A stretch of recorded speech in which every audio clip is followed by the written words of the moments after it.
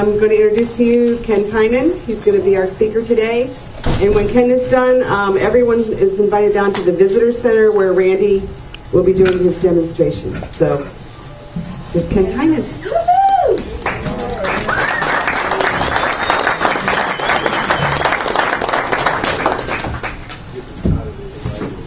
Good morning. Good morning. Can you hear me? Yeah. Good, because I can't hear you. So, I want to thank you guys for coming out. And to tell you the truth, I haven't really prepared anything because I'm a carver, not really a politician, as you see on Facebook. Where's my picture of? But yeah, basically what I want to do this morning is just have you guys ask questions, and I'll try to help with whatever we need to do. Except for Jason Stoner, he doesn't need any help with his dancing, maybe. But yeah, I guess my subject is realism and whimsy and nature. And there, see, I'm not that guy. Hey. But anyway. Well, tell the story. Why are you in a suit, Ken? I had to go. I literally just came back from Men's Warehouse. I had to go to my niece's wedding. My sister's like, "You gotta get a suit." I'm like, "What?" And so there it is. And then you went to court. Court, yeah, that's right. Cool. So anyway, I've been carving for about 13 years now. This is my 10th rendezvous, as well as a few other people's 10th that I don't see around here. So anybody else been here 10 years? Yeah, what do you think? There they are. So yeah, this thing's been great, and I'm glad if I can come up here and help anybody with anything. So so does anybody have any questions about that? Yeah, really, when you like that position there, that looks a lot like your hawk. Like my Hulk? Yeah. When you did your hawk, for example, how did you go about getting the proportions and everything as accurate? Are you using calipers of some sort, or looking at a picture or something? The question is how I get the proportions of the Hulk. You know what? I don't draw a lot on my stuff. I draw a lot, but not necessarily. I draw to get the feeling of the piece first.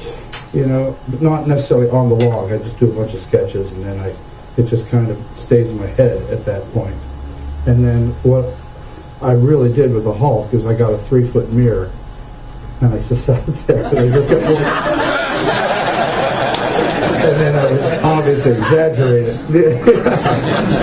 exaggerate everything. But I basically really just used my own.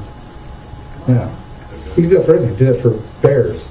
When I do my bears, you see me walk around like this all the time. So you got to use your own anatomy basically for everything. Like even do you see the groundhog I did on? Is that groundhog on there? Oh, there's something.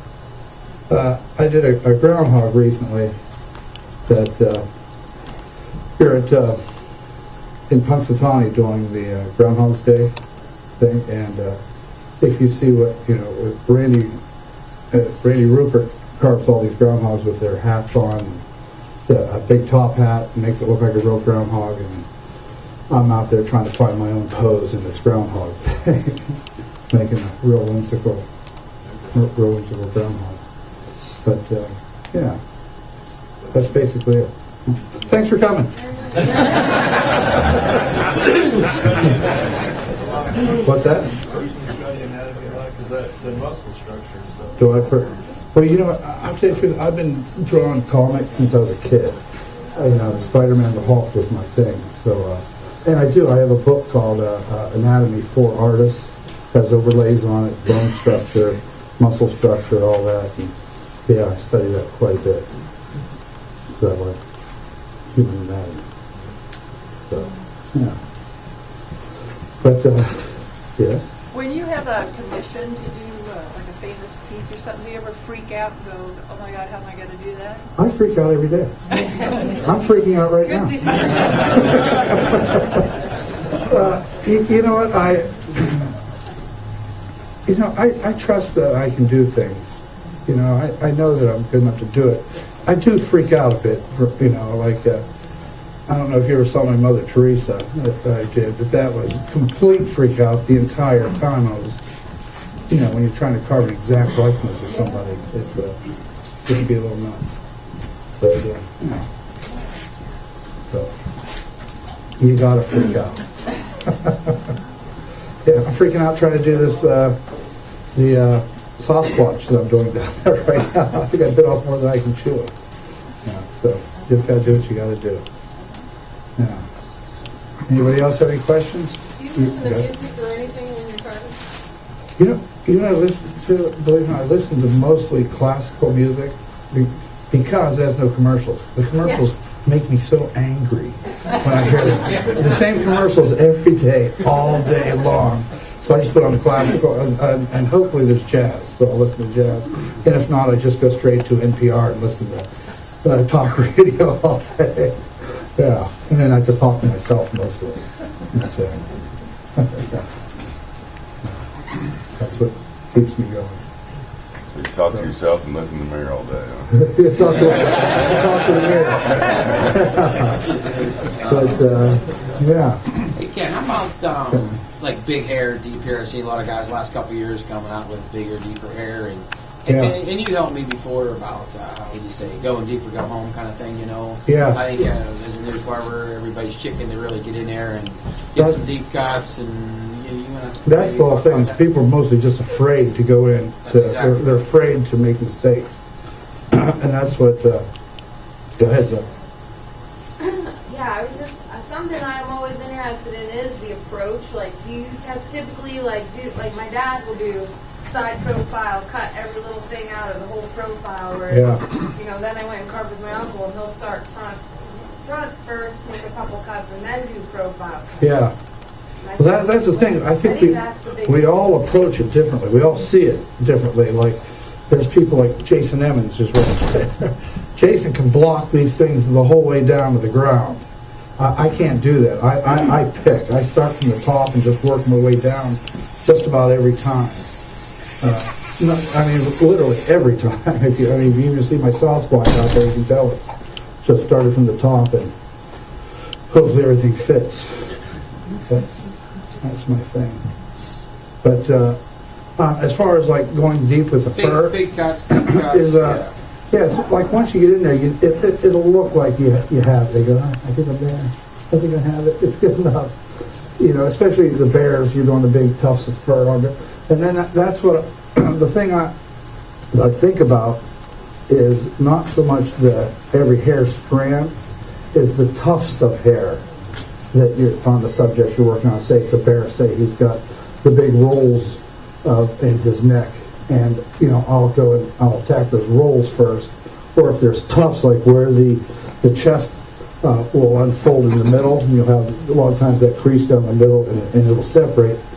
I'll make those big tufts of fur first, and just it's almost just chaotic. You just go in there.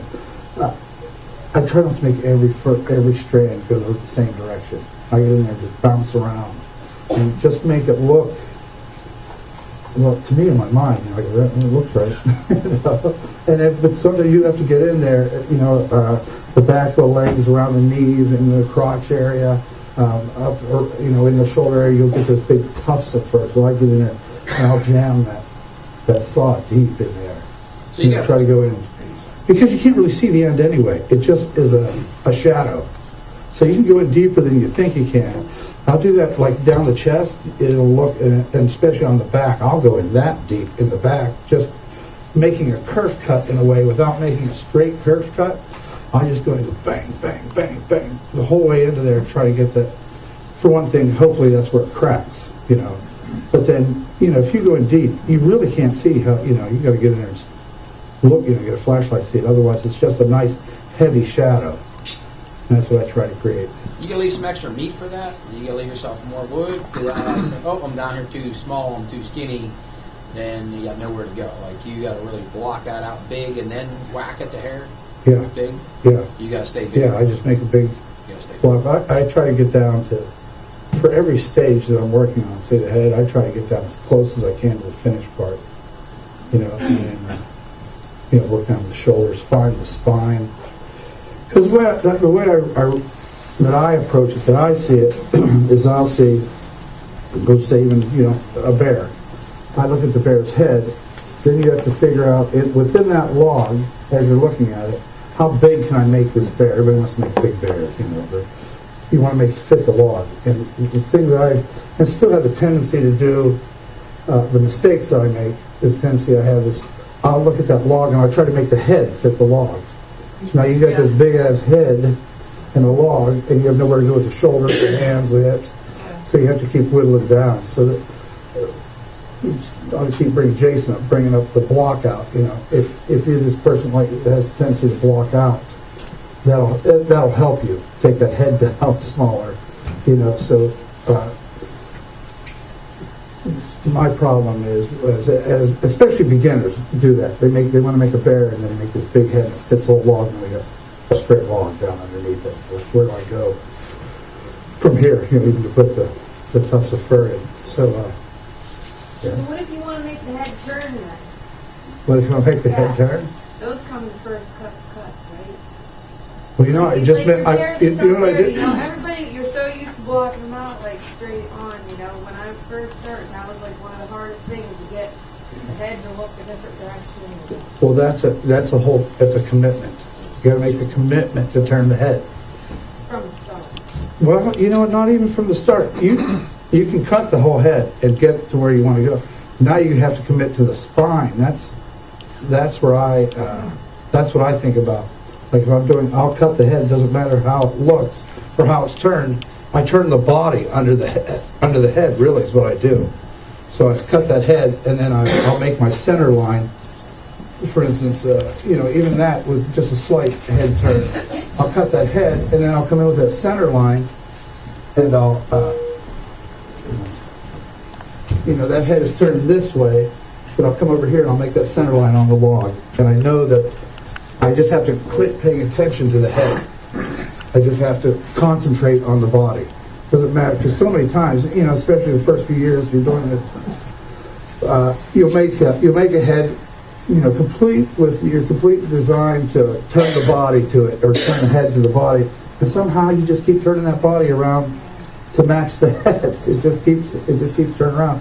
So you have to almost ignore the fact that that your head is there. You have to come back and go, the body's here. I don't care what I'm going to do. I'm going to put the shoulder under the chin, so that's what. So anyway, so you can make the rough out smaller. What do you mean, like as in a coated finish? Is that what you're talking about? The question was, what does he use for finishes? It's there's a number of products out there. What I like to use is a log oil, penetrating oil. I never use varnish. Never use urethane unless I know it's going to go inside. That's the only time I ever use urethane. Other than that, because of the VOC laws here in Pennsylvania anyway, it's hard to get the oils anymore. So you have to get all the water-based material, and you're kind of stuck just using that stuff. You don't really have a say so because you got to put something on it. So, but I try to get to other states where they don't have those strict VOC laws like we do, and I'll get like the Cabot's timber oil, or the Australian timber oil, or Flood has this. Pardon me? After I burn it? Yeah, after I burn it and brush it. I always brush, because you want to. I usually take a brass wheel that you put on a drill and go over your piece just to soften the whole thing. And then you can go back and reburn again in other spots that you want to highlight or low light, make a shadow line or whatever you want. Yeah, and then stuff is. I think it seems like when you burn it seems to penetrate more even for some reason. But I could be wrong. What do I know about wood? I just carve it. Dries it out. Whenever you- Pardon me? It dries the wood out. Does it? Oh, I guess that makes sense. It dries the wood out. I didn't think about that. And, yes? So this is a mechanical question. Okay. Oh, you're talking to the wrong guy. You know, how often and in what way do you keep your saws, sharp, maintained? Do you take breaks? Sharp and maintained? Yeah, because I think that's I keep real it sharp. I don't know how to keep maintained. What kind of schedule do you have for maintaining your saws? And now you're talking schedules. Well, see, the reason why is because if I don't schedule it, I don't do it. And then Really? it's my That's probably why I don't get a lot done. I don't schedule anything. I just saunter through life. I know it's horrible. I hate messing with the saws. That's the worst part about chainsaw carving is the chainsaw. Yeah. And the noise. I hate that noise. But you know what? I just try to keep blowing out. I'll tell you, I am better than I used to be, because before I was so intimidated by the saw, because I didn't know anything about it. All I knew is how to carve, So, but I've blown up a lot of saws, so I just try to keep that air filter blown out, and listen to. That's the thing I think is listening to your saw. When it starts to sound funny, stop. Get another saw. There's your son. Yeah, and then and just over the years, my first few years up here at the Rendezvous, at the old grounds, my primary goal was to go around and find out how people sharpen their saws. Yeah. I didn't care how they carved. I knew I could figure that part out. I want to know how do you keep this saw sharp. And I'll tell you the truth, I came here, I met Jim Madsen, and he comes over, he goes, "What are you using?" I show him I'm using 325 K. He goes, "Oh no, you don't want to use that. Use this, And I'm like, "What is this? It's quarter pitch chain. What's this bar? This is a dime tip? Are you kidding me?" But how come I haven't been doing this for a couple of years now? It changed my whole game, Of course, just finding the right setup between saw, bar, and chain. Once you get that set up, you get your smallest, cheapest saws running good if you have the right bar and chain on there. So, and then just blow them out. Just blow that air filter out. And, you use good gas. There's my mechanical answer. So, yeah. Anything else? Besides the chainsaw, what would be your go-to tool? The chainsaw? Besides the chainsaw. It has to be the die grinder. That's the die grinder. But I'll tell you, you can get so much with a chainsaw now. Right. The bars they're so light, they're so small. You can get electric saw now. You can get a lot of detail. I know a lot of people think that I Dremel the crap out of my stuff, but I don't. I really, even if you saw that pirate that was on, you get those pirates on there. You see those? But this pirate here, everybody thinks that I sanded the crap out of this thing, but I really didn't. There's still a lot of chainsaw marks on there. All these creases and stuff are basically just flap sanded. So what I'm saying is you can get a lot of detail with the saw still if you just have patience. I think people get to a point looking at their piece, either they feel like, that's as far as I go with the saw. Now I got to get my die grinder out. Is that coming out regular? That's a Western Red Cedar. I carved that when I was out in Washington. With Jeff. At Ocean Shore? Gig Harbor. I carved that at Jeff's shop in Gig Harbor, and it sits now at Jason's shop in Indiana. Oh, wow. He's a landlocked pirate. So, but then I go to the die grinder, of course, and I'll tell you what, if you guys haven't seen this one bit that Madsen's selling, I'm going to make this a promo now. He has this one long bit that just gets there. I use the crap out of that thing. Saberbird. That Saberbird, that one, it's a $120 bit or something, but it gets in every little, because it's so long, you can get in places to really clean everything up. Who's selling this bit? Madsen. Yeah. Give me Mr. Saberbird. What's the name of the bit? What's the name of that bit? What is it called? It's the rubberizer, but it's just saber tooth. If you go to their site, all their bits come up. It's called the rubberizer. It's a 4-inch, like a taper bit, and it's got an end on it like your bull nose, the straight bull nose bit, but then it's got like a 3/4 inch end, and it's 4 inches long. And you put that on a diagram, you got 6-8 inches you can get into a piece. I'm done, Tynan. It's a great bit. It's a hard, but you have to put it on a variable speed Just grinder. go That's the other Yeah. thing. So if you're going to get this Just go bit, vapor tube. you have to have a little bit of a slower. Yep. You can't, it might work on one of these cheap. Then you get the website. Yeah, one of the Chicago drills. But the other thing is, can you get yours off once it's on? I can't get mine off. My tool is dedicated to that bit. I tried.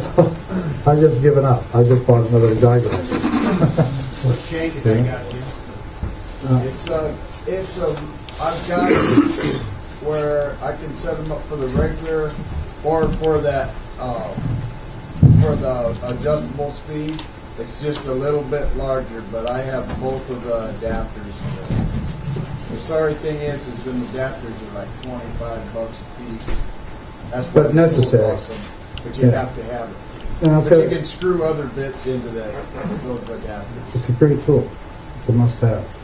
Ask Griffin. Where's she at? You like it? Yeah, I used to guess it. Awesome. Yeah. Next question? Yes?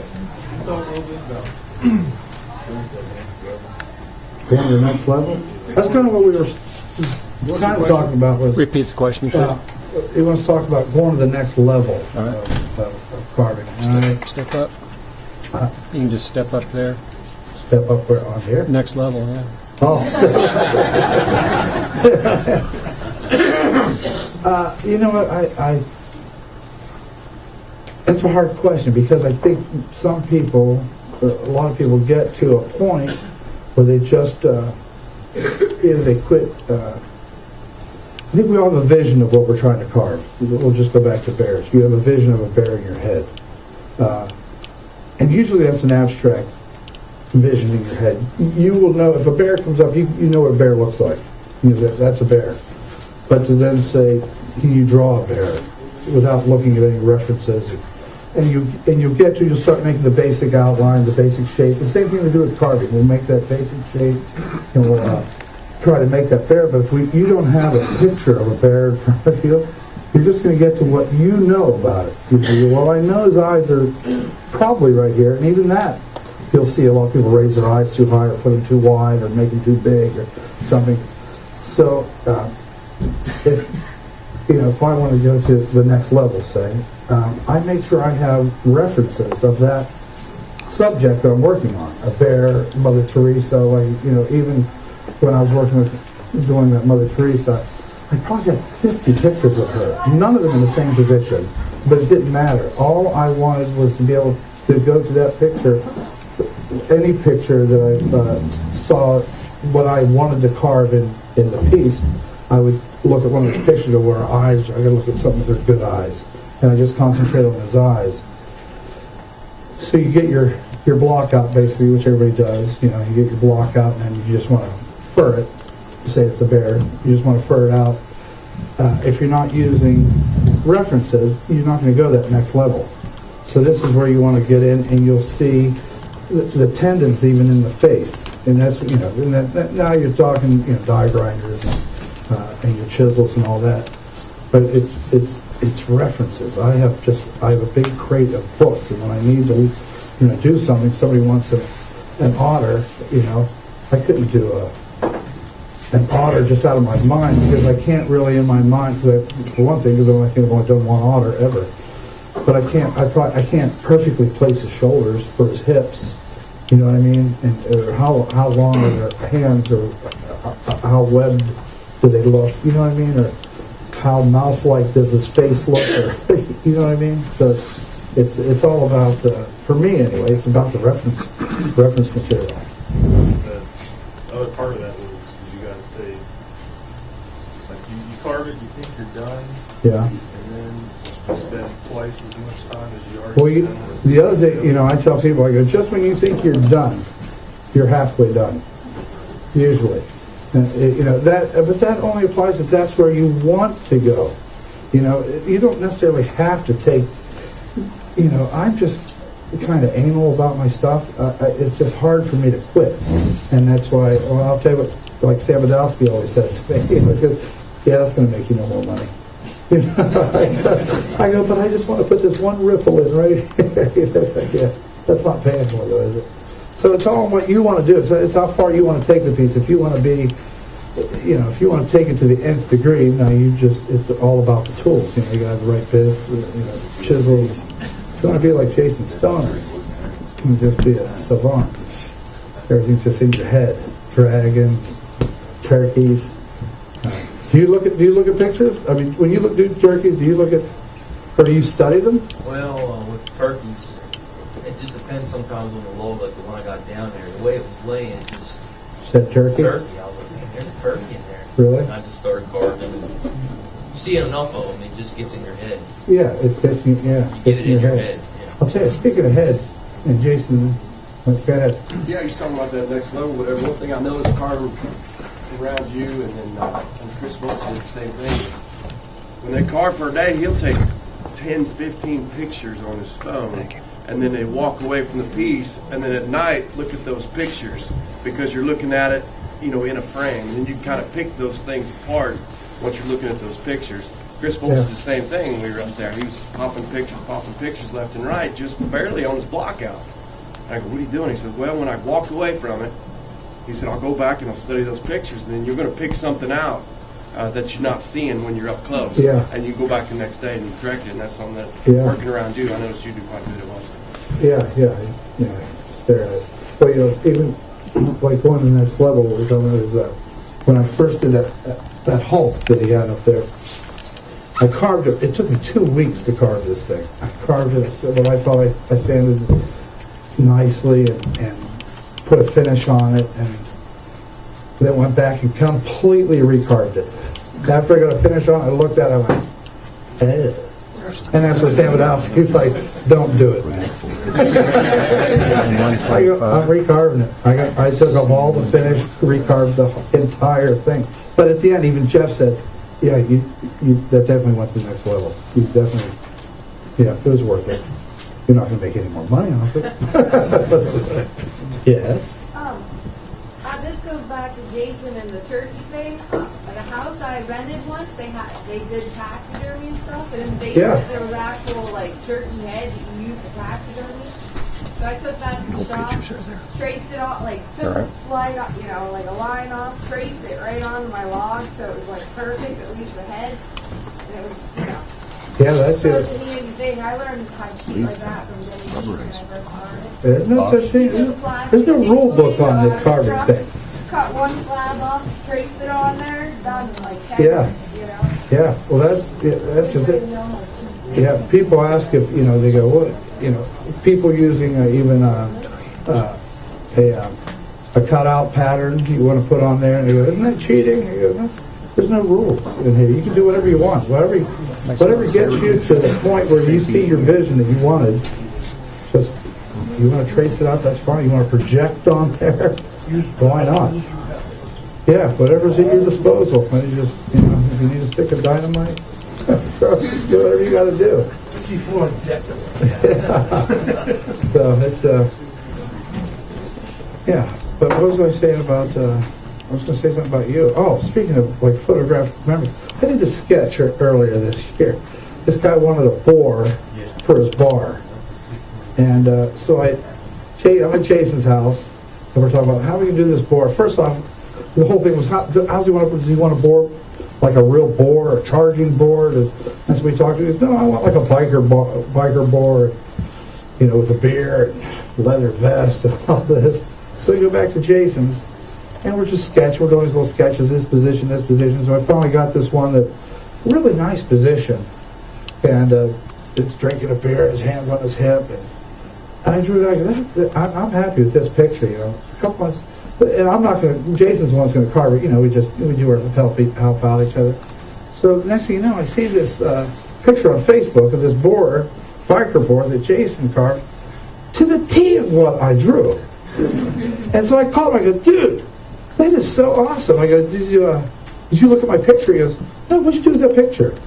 I went, really? I go, that's to the T of what I drew. He goes, I haven't been able to find that. And I look at my trailer, and it's in my trailer. He's got a photographic memory right there. So he doesn't need references. So that's the difference between Where is that? me and Where is him. that on the web? I gotta look at that. Could be on my Facebook page. Bear Hollow. Yeah, go get home and maybe you'll see it on there. But yeah, so I think we all have different mindsets and different ways of approaching the carving. So it doesn't matter if you want to start from the top down like I do. You want to block out the whole thing like Jason does. I think the final approach is at the end after you get to that block out. Get something that reference what you want to carve. It'd be on the Facebook, not the website. Study me. And the other thing, Zoe's talking about.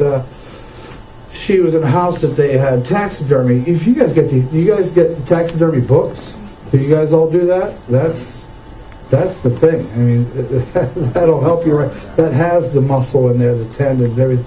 You study those taxidermy books, and that's what's going to take you to the next level. I think it's Van Dyke. Yeah, Van Dyke's, yeah. Breakthrough. Yeah. So it's that's a good thing. So, anybody else with a question? Let's just keep going with the question things. I like this. I'm looking at the clock as time's going by. It's not going to be done. Yes. How do you stay humble? How do I stay humble? It's hard. It's real hard. But I know I'm such a great guy that I could do it. Yes? How do you determine your prices? How do I determine my prices? I look at the customer's shoes. And what kind of car they're driving. Because, I think to myself, depending on the subject, how long is this going to take?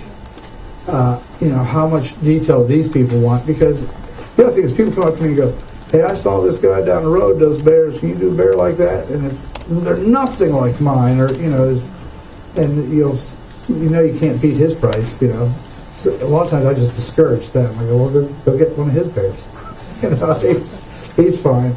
But I just try to figure out how long it's going to take me to do. And then I give a price. I always underprice my stuff, I think. Nobody says we're going to get rich doing this. I just need to get fed, obviously. So, I don't know really how to price. I don't do the $100 a foot thing. I want to kill everybody that says they do $100 a foot. Talking about pricing, that's the toughest thing. I took a different approach last year. A couple of commission pieces that worked out really good. I said, I'm not going to give you a price. What's your budget? How much do you want to spend? Then I'll make a carving, and usually I'll put in a little bit more. If it's a $500 carving, you give them $600 worth. Yeah. And it's worked out pretty good for me. Actually, I do that a lot myself. I say, what's your budget? Like, what are you expecting to pay for something? What? Yeah. I just got real fortunate last job I did on the golf course. They never even asked me the price. They just said carve it, and at the end I said, do we have a discount for price? She's like, no. So I gave her the price, and it was nothing. She was paid. I gave her a pretty good price. And another little trick that I use on pricing my stuff for sale out there, what do I want for? What's the minimum I'll take? So those are two how many important chains things. do I need? So, I need a new bar. So the first thing I do is, okay, what do I want for? So then I'll take and I'll jack it way up, cross it off, put like sale or show special. No, seriously. And then put what I want for it, and then you always leave yourself room, for your whatever price it at the minimum you'll pay. Yeah. And this happened to me down there just the other day. The only big item, I don't have many big items, but it was a $125 eagle. And so I put $175, cross it off, sale, 125, and I heard the people comment this was on sale. And they give me the 125. Yeah. They could have got it You for might 100. not know, but this is going to be on the web.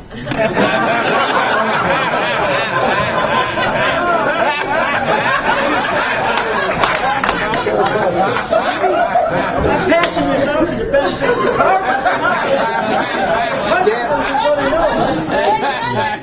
Stand up, Jerry. Just like the judge said, ignore at a trial. Ignore everything we said. Heads up. Thank you, I mean, I ain't never said another word. I'm done. We need you. You're a good time killer. What would you say would be like the thing that like pushed you the most in carving? Like to be It is so the much better. rendezvous. Back to my first rendezvous. Competitions though, and you know. Oh, screw this competition. I never win. No, of course competitions do. You know, I would never be, if you guys think I'm a good carver, I thank you, but I wouldn't be a good carver had it not been for this rendezvous. It was really coming here 10 years ago, meeting like Jim Madsen, giving me a real chainsaw with a chain that works on it, as opposed to the crap I was using before, and going around and meeting people like Joe Rigo, who unfortunately is not here. You know, Denny Beach carving right across from me. I'm doing these little crap things. You know, Denny Beach is over there making a king-size bed with bears and the toilet paper bear with the pants down and the one tooth sticking out. You know, you see that, you go, I want to do that. I want to be like that guy. You know, so you go home, and you know, this is the start of the year. This is where the inspiration comes from. It really does. I mean, I really come here and I look around and I see all these people's you know, Griffin's first year here, and she's doing her sculpture piece up there with, you know, the unicorn horn that she's poked through. That gives me inspiration to like, I want to do that now. You know, so you come here, you see Jason's dragon that he's doing, like, you know, the guy wants to cut the head off. You're like, I want to do that now. So that's what gives me inspiration throughout the year. I see these other people's pieces, I just want to copy them. I don't really want to be me, I want to be everybody else. You know. So this is it. And then of course going the competitions, like, you know, you get asked to go to Germany. I mean, that's such a great honor to go over there and hang out with those guys. Are you kidding me? I'm in the same class with those guys? You kidding me? I'm not going to beat those guys. I don't care. I get to carve with them. So all I want to do is just try to hold up my end of the bargain, try to look like I got something. You know. You do well. Yeah. Thank you. What are your thoughts about carving with other people on the same project? I have no problem. I like doing that. Simon O'Rourke, I'm sure a lot of you know Simon O'Rourke from Wales. He and I worked on this piece together in Germany 2 years ago. And I'll tell you what, I never felt more in sync with another person at that time. It was like, I just know that we were both seeing the same thing in the log. And he and I just went around and around this log together, carving on this log. It never really, like, I wouldn't have to get out his way. We were just moving. We were the whole time, and it was really one of my best days of carving, because at the end, we did a real nice, we did a bobblehead of a naked man peeing, but still, you know, I did the butt, he did the, you know, but it was such a good time hanging out with him. You were really classy. Huh? Simon's like, do you want to do the wanka? That's all you, baby. Anybody's best day of party.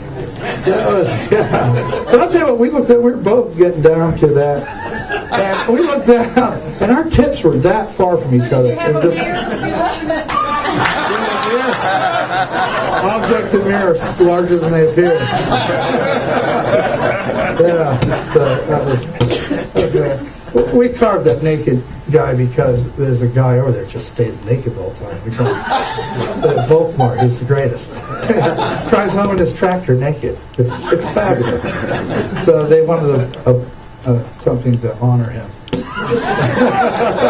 And then he hooked it all up. He actually hooked water up to it, and he's in his pond. It's wonderful. I love it. Yeah. So, nice. So, anything else? Somebody got something there? Yeah. Okay. So I've become aware of, I've been very aware of public safety. I've been doing a couple of demonstration stuff, and I tried to get insurance.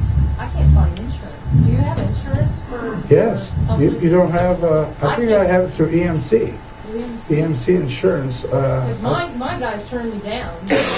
Yeah, a lot of them will turn you down. I have a $1 million liability insurance for through AMC. I think it's $400 a year is what I'm paying for it.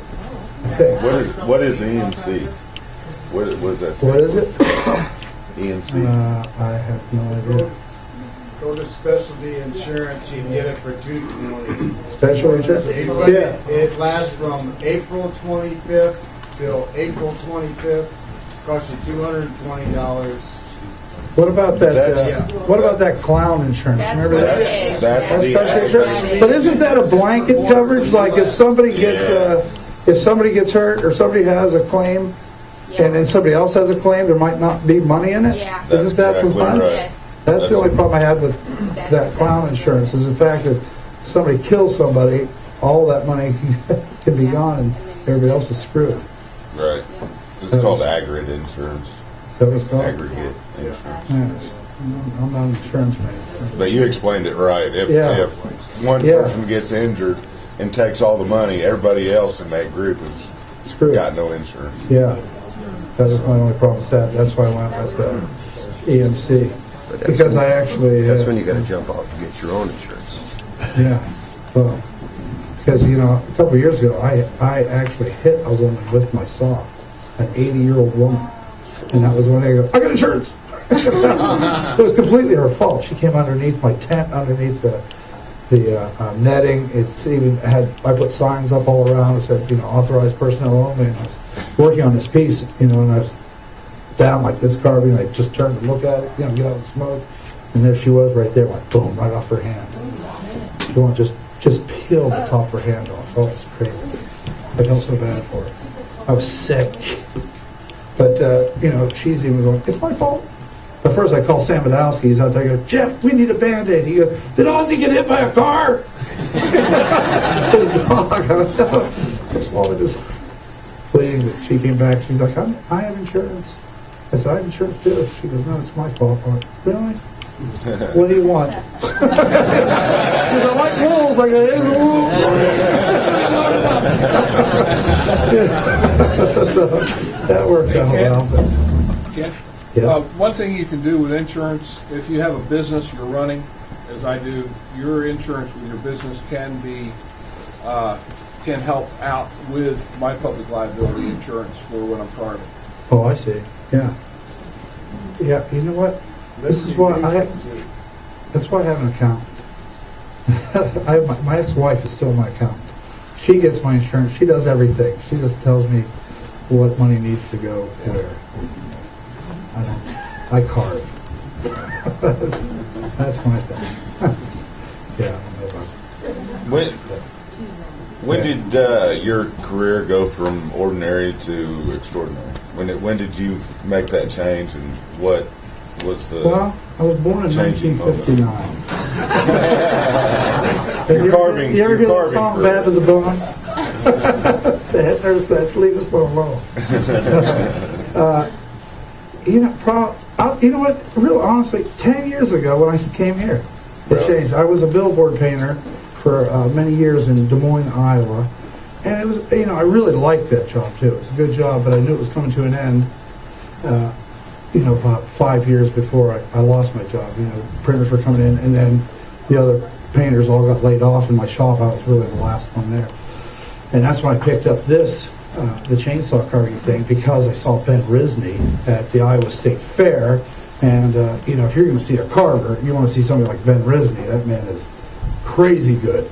And at the time, I was taking hand carving lessons and doing a little bit of hand carving through it. Just trying to figure out your life, And then I saw Ben Risney carving, and I went, you can do that. Are you kidding me? I think I'm gonna give this a whirl. So I did. I sucked. I was no Ben Risney, believe me. And then I was reading Chit Chats, which all hand carvers get, and I said, Ridgeway Rendezvous. What? I live up near there. I grew up near there. What is that all about? So I just got in a truck, came here, had no idea what to even think, and that's when it really changed. I met, as the years progressed, every year it was, you get a little better because of the inspiration here. This is where I think that everything's changed for me, just coming here. Yeah, you see people thinking I'm Are those somebody. Ben Rizzi's pictures? Yes. Yeah, look at Ben. Look at that. I want to be that guy when I grow up. You see that buffalo right there? Let me tell you something about that. Here I am at the Iowa State Fair. I'm all cocky because I won Best of Show in the hand carving competition. I had this walnut buffalo that I carved, and it was nice. And I was talking about it. I won Best of Show. Look at me. He goes up there. He comes down. I worked on that thing for 6 months, hand carving a piece of walnut. He comes down an hour, carves a buffalo just like that, and it looked a little better than mine. I was thinking, I look at that. You did that. I suck. So that's who that's what I want to be when I grow up. But I don't want to grow up. Ever. Totally. So, is there any other questions about? Go ahead. When you took your hand carving classes, Yeah. I think you just mentioned once before you did one with Jeff Ayers. Is that right? No, not Jeff Ferris. With Neil Cox. I don't know if you know who Neil Cox is. Neil Cox, is as good, if not better, than Jeff Ferris. He's like an iconic carver. And Rex Branson. I don't know if you've heard of Rex Branson. Rex Branson and Jeff Ferris went to the same teacher. So basically, they have the same style. That's so I took some face carving classes, some seminars, weekend seminars with Rex Branson, he's out of is he out of Missouri or Arkansas? I can't remember. Oh well, yeah, I did go out of state. I went to I think it was in Kansas City one time. So I went down to Kansas City, and then I went to Chicago once where they're teaching. But that's what I would look for. I would go and look at, I would look in Chip Chats at the end and see where classes and seminars were being held and who was holding them, figure out the ones I wanted to go to, and then just go to that seminar. That was all hand carving classes, but those hand carving classes are really good. Mark That helped me. Adams, Pardon me? Indiana, the wood, off the road from Jason's there. What, 2-3 hours north of you? Who? Mark Adams, his woodworking shop there. He brings in world class hand carving. They always got classes. Yeah. They start in April, go through September, October. Really? Furniture, a little bit of everything, but he's always got world class carvers in there too. Yeah, well, they were getting a lot of those in what's called the International Congress in Davenport, Iowa. And that's where they get a lot of really big name carvers in there. And they'll have, 10 seminars going there. You just pick, they'll have 10 great carvers there at least, like Rex Branson, Neil Cox, Jeff Ferris. Those guys will all be there. You'll learn off of them. It's always giving you just a little bit of information that either you forgot or you just didn't know. I just try to pick up one little thing at a time from somebody. I like it. What are some of those things that you picked up in hand carving that you think would be useful Eyes. for us? Carving eyes. Right. Yeah, that's what I always want to do. I always want to do human faces. But even doing the human faces and doing the eyes have taught me how to do animal eyes, because we all have eyelids. It's just small little adjustments, and those adjustments come in looking at your references. So you get your picture of your pair reference, and you want to do an eye. Well, if say I've done these hand carving classes and done a lot of eyes, and I'm learning the human eye. It incorporates itself right into doing a rabbit eye or a bear eye. You're basically still got the same bone structure and everything, with the brow and the cheekbone and then the eyelids. So it's just a matter of incorporating what you've learned from something else and putting it into, But then even with that, you can now, everything doesn't have to be real. So, I take, all the classes I've taken have been realistic, but then I did take a couple of caricature classes, too, from this husband-wife team, the Bishops. I don't know if you ever heard of them. They're really good caricature carvers. And and then that gives you another perspective of different eyes. You got the big cartoony eyes with a big lid, and what looks good kind of cross-eyed as opposed, then it turns into eyeball placement. You know what I mean? Because you'll do a cartoony, some people do cartoony and they'll just put this black dot in the middle, it makes them look psychotic. It really comes down to eyeball placement when you get into You power carve the eye, or do you hand Do I do what? power carve the eye, or do you hand Well, I start power carving it. I go as far as I can with the chainsaw. And I'll at least map in that eye first, or whatever, the nostril, just a touch or something. For me, it's like at least I try to get in there with the chainsaw. You know what I mean?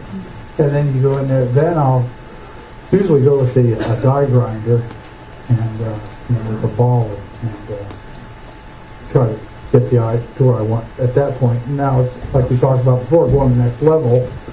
You go as far as you can with that tool. Now the next level is really going with chisels. I mean that's really the nth degree right there. So you go with the chisel, just add that couple of minutes. Just a couple of minutes is all you need with a chisel. Once you do it a while, really sometimes not just a knife. I just go in there with a knife and just chip out a few things just to give that extra depth.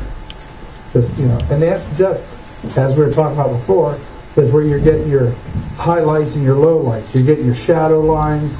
You're getting your the highlight parts. And we were talking about going in deep with the fur even. That's what makes, I think, the pieces look more desirable. When you can see a lot good highlight, good shadow line, and it makes sense. And that's the other thing I talk about when people ask me questions about the carving. You'll get, some people will carve a piece where everything is slightly detached. You know what I mean? Like the neck doesn't quite fit the collarbones. You know what I mean? Or the spine isn't quite right. And so I always say, if it looks like it makes sense, does it make sense that your arm is in this position attached to your chest over here? Does it make any sense? I mean, are you? Some people get in there and they just, it looks like they lose the perspective of things. So that's where you go back to the references. Look at a reference, or have somebody pose, and what is this part of your body doing right here? You know what I mean? Because you might know an arm. I know the arm goes this way, but how's it attached? And how's the balance? Now you have to think about the balance of your piece. You want something standing like it could fall over or looks real stiff. That's one of the things I think about: light, shadow, and balance. Does it have a balance? And even balance can be unbalanced. Balance. You know what I'm saying? Like if you want to do a bear that looks like it's going to charge, you can make it look unbalanced. Like it's going to fall over. If you took the base off, it would fall over. But only because he's getting ready to make that move. He's unbalancing himself to make that move. You know what I mean? So it looks natural, even though, if he was just standing there. But, his next move looks like he's going to make that move or something. You know what I'm saying? So that's my thought. I'm sticking with it. So like this picture up here, you're going to see.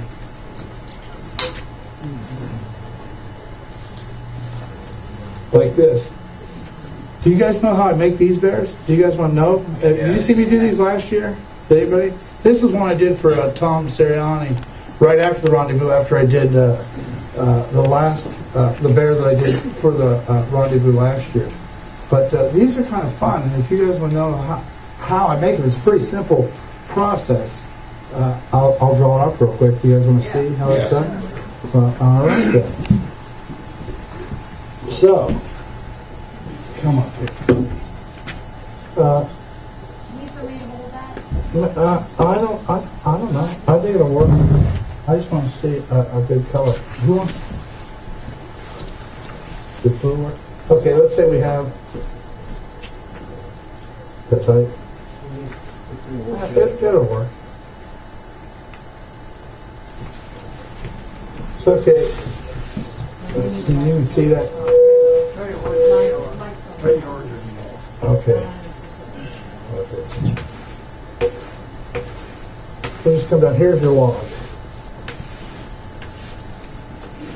All right. Now you want this bear. What I want is this head. I'll just do a quick profile. You want the bear on his back. Get his shoulders out here. Let's go. But his head is out here. This is where you want the head, so it's snarl, you know. Okay.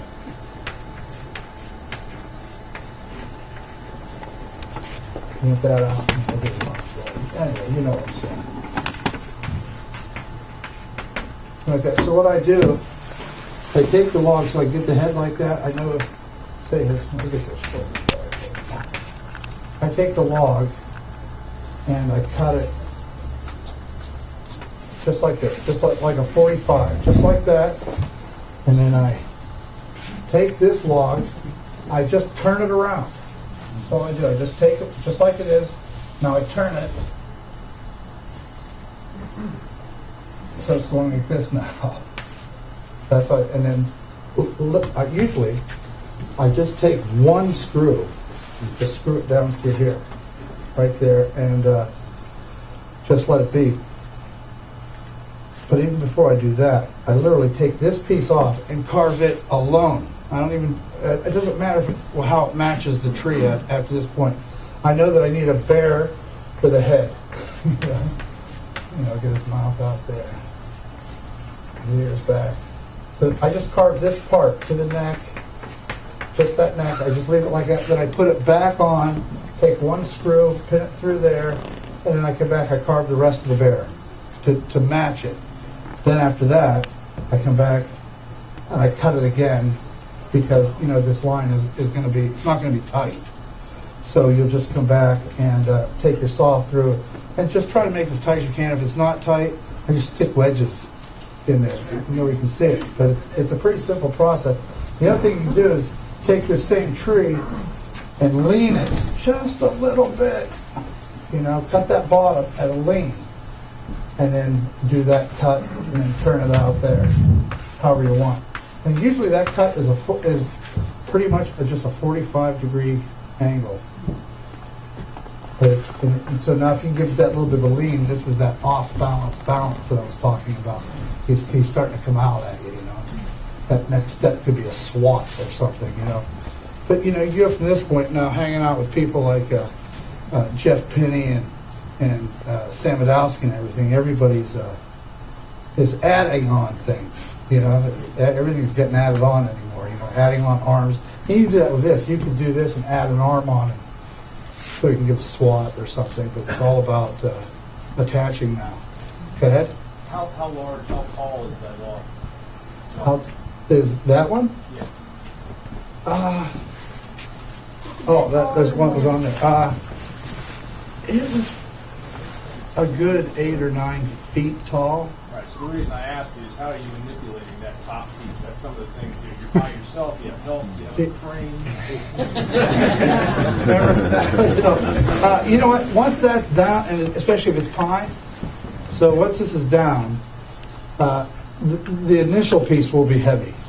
And I get that somebody helped me to set it up. Carve that, flip it over, hollow it out a little bit, and they're not nearly as heavy as you think that, you know, they say, look, you can manipulate it. 2 guys easily. So you do hollow it out? I do hollow it out a little bit, yeah. I try to get in there, just knock some.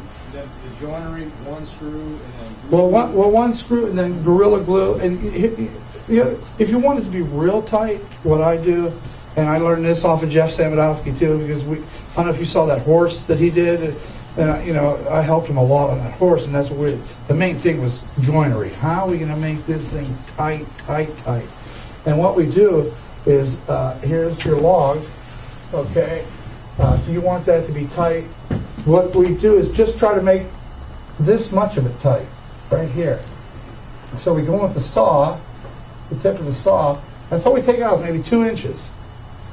Then take your piece off and hollow this all out as much as you can, you know? I mean, it only has to be just, you know, just that little. And then we come back, put it on there again. We even use those little Japanese saws, you know, the hand saws, to go in there and cut these joints out to make them tight. And then you just have to glue this up. You just glue this up, and then at the end, you can come in and countersink some timber locks in it, is what I do. Just put some timber locks in there and put a little bit of either some Gorilla Glue with some sawdust or get some epoxy and put it on there. But yeah, we both sides, wherever it's going to attach, on both sides, we just run, you know, 1 inch, 2 inches the whole way around it, and then hollow out that middle just a little bit, just as long as it's not touching, you know, because you get that, a lot of times you get that rocking and that counterbound, you know, it's just the surface. So all you have to worry about is just the first 2 inches of surface that's in there, and then those should do. And if they don't, there's inevitably, it always seems like as tight as you try to get, there's a gap somewhere. And that's why you got all those scraps down there. Just, yeah. Well, yeah, you know, we were going through that thing with the Japanese saw, just trying to tighten it. And the thing is, you still never are going to get rid of those seams. They're still going to be visual, but they're going to be a lot tighter. They won't be glaring. He never did say. Did he say who the client was on that? Yeah, I can't remember her name. She's an author in New York. It wasn't on the video. I was really curious to see where that ended up. I think it's still in the shop, to tell you the truth. He's got like 3 other horses in there now. So, I don't know, I can't remember. Actually, you know what? Oh, I know. The thing is, she wanted a horse. He got that horse for her, and then she wanted to be a plaything for her kids, her grandkids. And just like, this isn't not for what you're paying for this, you know, because you're paying a lot of money for that. What was the number? It was up there. It was, you know, it was, I can't even say. It was Jeff's piece, you know. But, so she ordered another one the kids could play on. It's actually much simpler for the same price, you know, so it worked out. So now he has another horse, you know, sit and be like my pirate, or just sit and shop for years. I'll say it's a $15,000 pirate that nobody's bought, so it's not worth anything. So, I don't know. Yes. Any other questions? Has it been worth it taking your carvings to the next level, even though you're not getting the money out of them that you would like? That's a real good question. You know. Well, actually, you just kind of enlightened me. Why am I doing that? Is it worth it? I don't know. I don't know. I guess time will tell if it's worth it. I think it is because not that you're going to make necessarily more money from it, but if you like to travel and you like to be around other carvers, taking that next level is going to get you there. It's going to get you to that point. Maybe not necessarily making a lot more money, but you'll get asked to a lot of competitions and shows because you can do that. And if you do competition shows, you're guaranteed to not make much money. Because, you know, it's a crapshoot. If you win, you make money. I'm not fast. That's my problem. I'm not as fast as, say, Bob King, you know, or Jason Evans. That man is an animal back there. He should be up here giving this. Should I tap out? No, you're good. Real carvers out. Then, like, when you're getting back to that bear, when you're doing the heads separately, what are some of the devices you use to hold your logs while you're carving them? It's such a heavy piece. I just put it on a bench or something. It pretty much holds itself. Like horizontal or something? That you just, I mean, like. I just let it sit on that flat part, and it's looking up at me now at this angle. So I just carve at it, you know. Oh. But I try to get up a little high so I don't have to, you know, I don't like to bend down. Obviously. Yeah. Over the years, have you had different ways to get your logs? I mean, I started out because somebody was clearing the pipeline behind our house, and I got some great big pine logs. But the tree companies I'm now starting to contact. Did you change the way you get your logs over the years? You know what? When I first started, I was lucky enough to get this shop in Iowa where I was living. and it was Des Moines, which is the capital of Ohio. It was the grounds where all the tree services brought their trees. And but they went out of business for something, and it was 17 acres of logs just laying there. So we just were able to go and pick and choose what we wanted out of that. And then the tree services would still come down to the lot going, where do we want me to dump these? And we'd go, right over there. $50.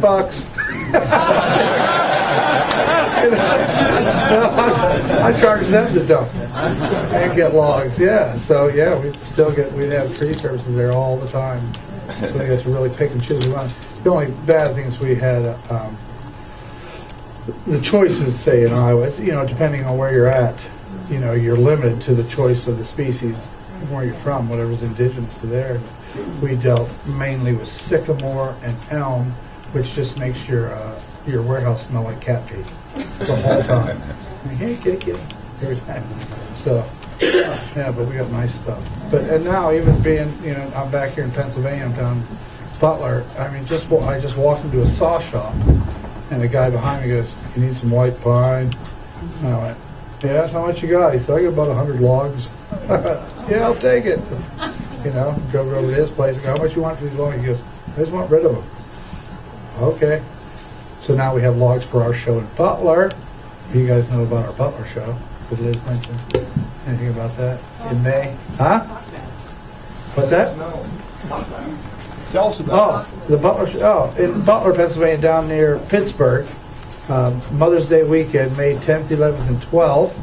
We're putting on a show, which luckily the next week is the week before Mother's Day weekend. We're doing this show, but the next week is the Husky Cup over in Germany.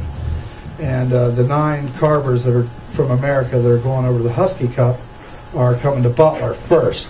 So it'll be like Bob King, Chris Foltz, Dayton Scoggins, Denny Beach, Jeff Samodowski, Packy, myself, and then so we have 9 there, and then we have 25 carvers, so it'll be 16. We have 16 other carvers that are terrific carvers that are all going to show up for this thing, and it's going to be and we got some nice big logs, and it's just going to be a good show if anybody happens to be around, Is that Mother's Day weekend or the weekend before? Mother's Day weekend, 10th, 11th, and 12th. That's the same as Candy.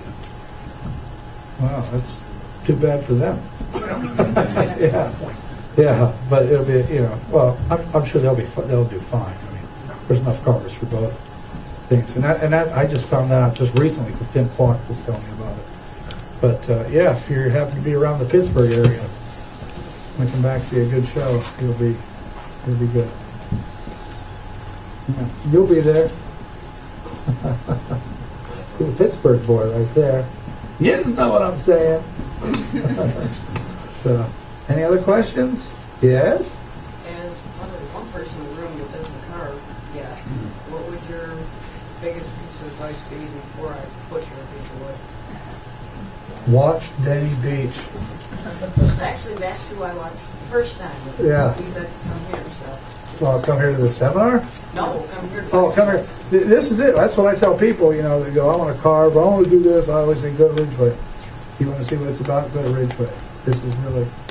This pretty much defines what we all do all year long. We just happen to be in this little town doing it, the way we do it.